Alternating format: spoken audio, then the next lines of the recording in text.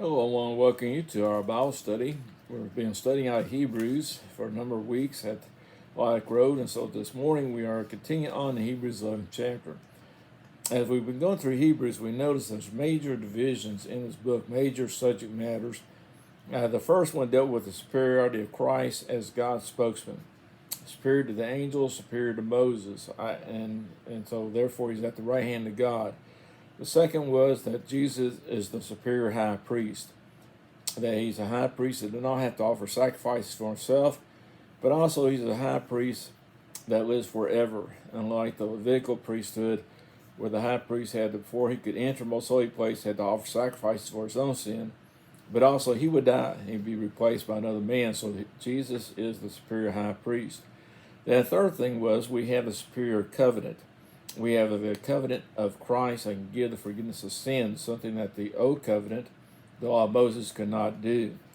And the section we're in now deals with the encouragement of the Christians. It's almost like the therefore section. A lot of times Paul in his writings would say therefore. And what he's doing is saying, since these things are true, here's what this means, here's what we should be doing. And so that's kind of what we're in here in this section of Hebrews, is the encouragement and the reminder of the Christians first century as they were facing various trials to not give up, to not quit serving God. And so as we do this here, we in Hebrews 11 chapter can be really divided into major sections itself. The first section dealt with those before the flood, and that is, it talks about Abel, who offered a more excellent sacrifice to God. Also Enoch, who walked with God, and Noah, who built the ark, prepared the ark, and saved his family. And so that section there deals with those people. And then in the rest of the book of Genesis, we deal with Abraham, Isaac, Jacob, and Joseph. And so those people are seen as examples of great faith, and especially Abraham, as Abraham left his home country to go into a land that God would show him. And Abraham also offered his son Isaac, was willing to offer his son Isaac because God said to in Genesis 22nd chapter. And so those are given as examples. And as we deal with this section now of Hebrews, the 11th chapter, verse 23 on down through the end of the chapter, we'll have a list of individuals that are giving so as to inspire the Christians of the first century and us today. As we may face trials, we may face troubles, and think sometimes of, is it worth it? Or may be tempted to quit. And what these people had to endure, and what they received, though, as far as the promise, and how much better we have it today under the law of Christ. So the first question that was asked is, what did the parents of Moses do by faith? In Hebrews 11 chapter verse 23 says, by faith Moses, when he was born, was hidden 3 months by his parents, because they saw as a beautiful child, and they were not afraid of the king's command. And stop thinking about this. This wasn't even Moses' faith. This was the faith of his own parents, actually, as they had decided to hide him during that time period. Acts 7 chapter, to Stephen preaching in verse 20 said, at this time Moses was born as well pleasing to God. He was brought in his father's house for 3 months. As you look at this here, you know, it just kind of keep in mind how hard it would be to hide a child. There's a point where it's obvious that you have children, or that they just won't stay hidden any longer, won't stay quiet any longer. But they basically were willing to endure whatever punishment that may have been set aside for them if they've been found out. And this kind of brings in questions sometimes about, did they recognize something was truly special about the child? When I look here in Hebrews 11 verse 23, I see that it says he was a beautiful child. And that phrase there, good, can actually be translated as a good child. And some say that it refers to his lineage was good. He was of the seed of Abraham. And however, again, they look at a child. It's hard to see a parent maybe look at a child and not think they're special. We had to wonder if his parents, if they could, when they put him in the basket, put him in the Nile River, when his mother put him in the Nile River there, as far as, you know, what could happen, as far as how many bad things could happen, as far as could be carried out to sea, crocodiles could come in and eat the child, all the bad things could happen. The wind could come and overturn the basket. They didn't even think about those things. They had to wonder, but it says by faith they did that. And also the second question is, Moses chose affliction rather than enjoy what? Well, let's kind of go through here, and he had bypassed a lot of the story of Moses in the sense of Moses, when he was put in the basket, that actually Pharaoh's daughter saw the child, found the child, and that she took him in and reared him as her own son, as her child. And so he grew up in Pharaoh's household and had the advantages of being in Pharaoh's household. And so by verse 24, it said, by faith Moses, when he became of age. I think that's important here because we're not talking about a young baby here. We're not talking about a young child. Actually, what we're talking about is at 40 years of age, Moses, at full age, he can make all his decisions himself. He said, refused to go be called the son of Pharaoh's daughter, choosing rather to suffer affliction with the people of God than to enjoy the passing pleasures of sin. He had to wonder, what did Moses learn in his youth, in his childhood? His mother was actually the one that Pharaoh's daughter hired to rear him, take care of him, so she would have the opportunity to teach him about who he was, about his lineage, about the promises God made them. And so he would learn those things. And Moses got to a point here where he had to make a choice between remaining in Pharaoh's household or actually aligning himself with the people of God. And therefore, his position here, what he did was a choice made by faith. Because when he's making this choice, these people were slaves. These people were being oppressed, and therefore he was actually choosing to give up the life of wealth, of comfort, in order to be aligned with the people of God. An example of that, we've all heard of King Tut, about the archaeological discovery of his tomb as a young man. He died, and his basically estimated about 18 years of age when he died. And the archaeologist Carter is talked about, and it says Carter found rooms filled with treasure. This included statues, gold jewelry, chariots, model boats, canopic jars, chairs, and paintings.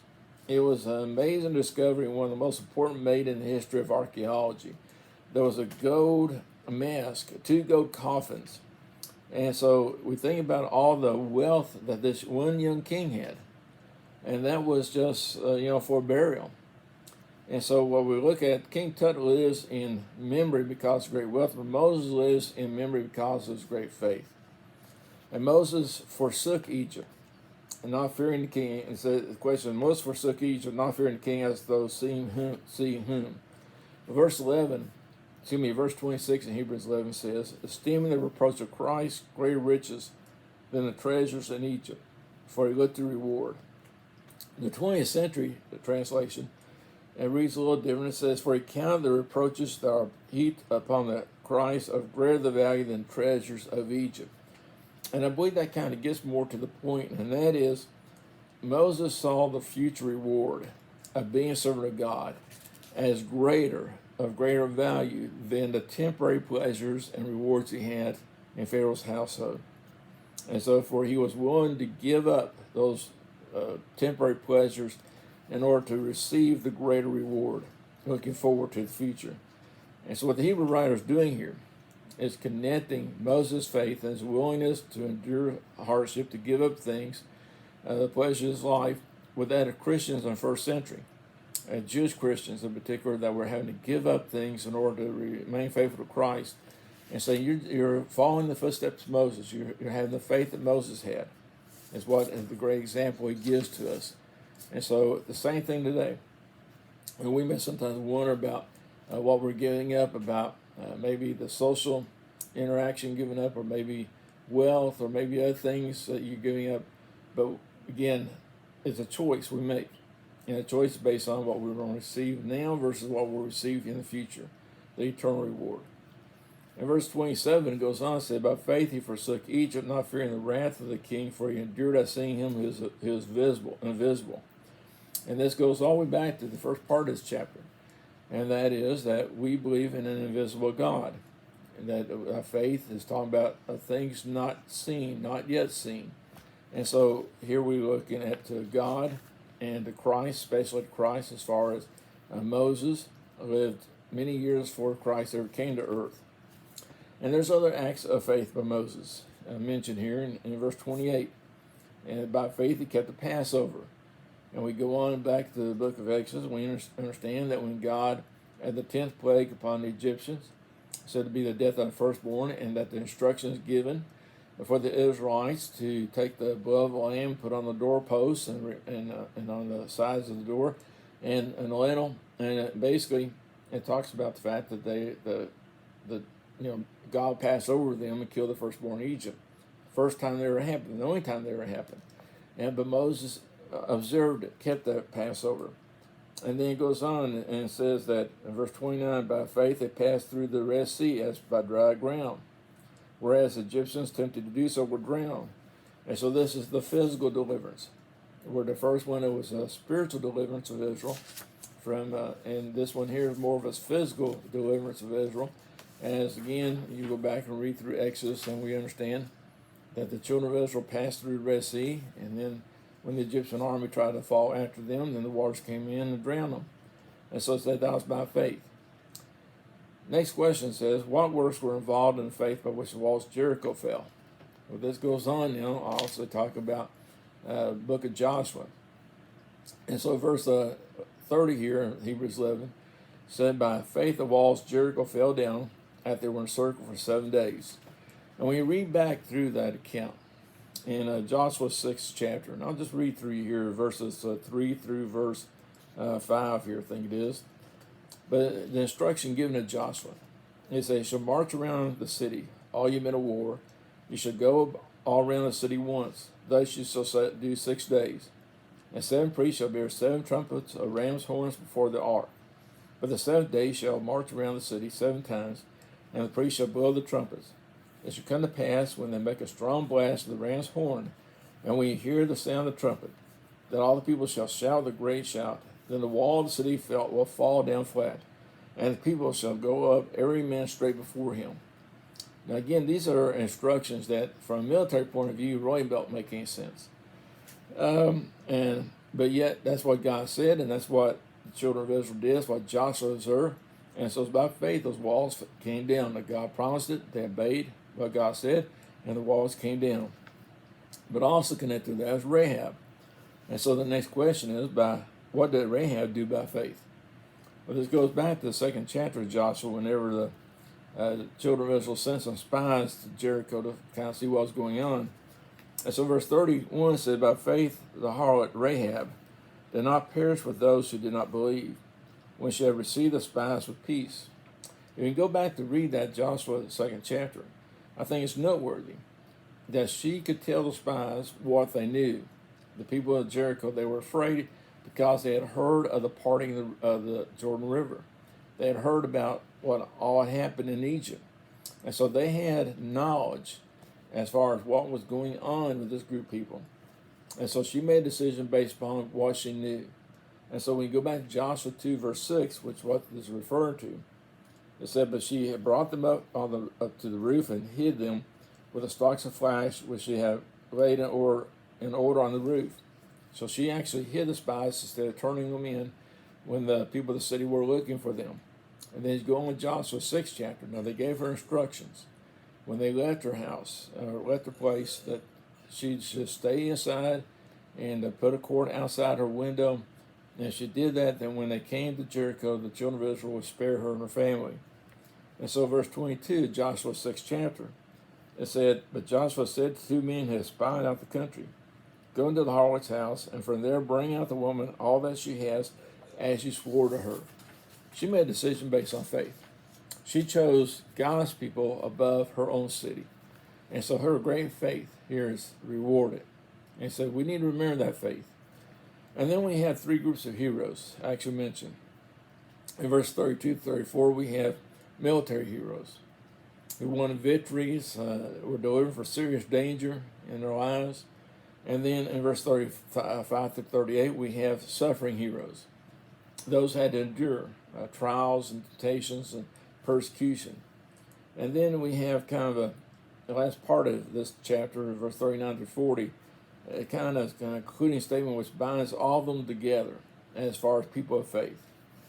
And so the question, or what the writer wants, or our word book asks for, says, list 9 things they did through faith. 9 things. And so verse 33, he says, who through faith subdued kingdoms. And you start to think about it again as you go back in the time of Joshua, when the children of Israel had to go into the land of Canaan and had to be willing to fight those nations, those kingdoms. Or may think about David as he conquered the enemies of Israel. And then also said they worked righteousness. We look and we find that David, and talking about him in 2 Samuel 8, verse 15. It says, so David reigned over all Israel, and David administered judgment and justice to all his people. And we ought to remember the bad things about David as far as the sin of Bathsheba in particular. But David was a man who ruled righteously. And so just mention that that is again something he had done. But it goes on, it says, they had obtained promises. And David comes to mind as one who received the promise that through his seed the nation will rule on his throne. And not talking necessarily about Solomon, although Solomon did that, but also talking about Christ coming through his seed. He goes on and says, stop the mouths of lions. Now those of us who know much of the Old Testament, what comes to mind? And my first thing comes to my mind actually is Daniel 6th chapter. When Daniel's cast in the lion's den because of his prayer to God, because he wouldn't stop praying to God, and God stopped the mouths of the lions. Or may think of Samson as he killed a lion with his bare hands. And so they stopped the mouths of lions. Verse 34 said they quenched the violence of fire. And what comes to my mind again is back to Daniel with Shadrach, Meshach, and Abednego. As they were thrown into the fiery furnace, then God protected them. And it says also escape the edge of the sword. That may be referring to Elijah. Many people believe that's talking about what he's talking about there, that God actually spared Elijah and prophets like him during that time period. It says out of weaknesses were made strong. And you think of maybe Hezekiah, as he was told he was going to die, and he prays to God. God gives him 15 more years. He said he became valiant in battle. Again, they didn't shrink back from the conflict. Turned to fight the armies of the aliens. And so all these are things they did by faith. That's attributed to them as men of faith in this chapter. The next question is, why would those tortured not accept deliverance? And that is freedom. Well, Hebrews 11, verse 35. It said, women received their dead raised to life again, and others were tortured, not accepting deliverance, that they might attain a better resurrection. This implies that they had a choice again to make. They could have actually spared their lives or not risked the danger that they were going to face, but they chose not to because they looked for something better. And this word tortured here, it means to basically to torture, stretch out like an animal skin, and so that they would be put on racks and be, tortured that away. And so they decided to endure that because they wanted, as it says, the better resurrection. They again went to the 20th century translation, in verse 35. And the last part there said, release or that they might rise to a better life. And that is the temporary life they had that they realized was nothing compared to the eternal life. And so they made the choice of the eternal over the temporary. Our research question then, he says, find an example where women received their dead raised to life again. And there's actually two occasions come to mind. One was with the prophet Elijah, and the other one with Elisha. In 1 Kings 17, chapter verse 17, I'll just read to you this account. It starts verse 17 and goes down to verse 24, so it's kind of a long story here, but I think it's noteworthy. It said, now it happened after these things that the son of the woman who owned the house became sick, and his sickness was so serious that there was no breath left in him. So she said to Elijah, what have I to do with you, O man of God? Have you come to me to bring my sin to remembrance and to kill my son? And he said to her, give me your son. So he took him out of her arms and carried him to the upper room where he was staying, and laid him on his own bed. Then he cried out to the Lord and said, O Lord my God, have you also brought tragedy on the widow with whom I lodged by killing your son? And he stretched out on the child 3 times and cried out to the Lord and said, O Lord my God, I pray, let this child's soul come back to him. Then the Lord heard the voice of Elijah, and the soul of the child came back to him and revived. And Elijah took the child and brought him down from the upper room into the house, and gave him to his mother. And Elijah said, see, your son lives. And then the woman said to Elijah, Now by this I know that you are a man of God, and the word of the Lord in your mouth is the truth. So that's one of the occasions that we read about. A second one that deals with Elijah later on in 2 Kings 4th chapter. And starting in verse 17 here, it said, the woman conceived and bore a son when the appointed time had come, at which Elijah had told her. And the child grew. Now it happened one day that he went out to his father, to the reapers, and he said to his father, my head, my head.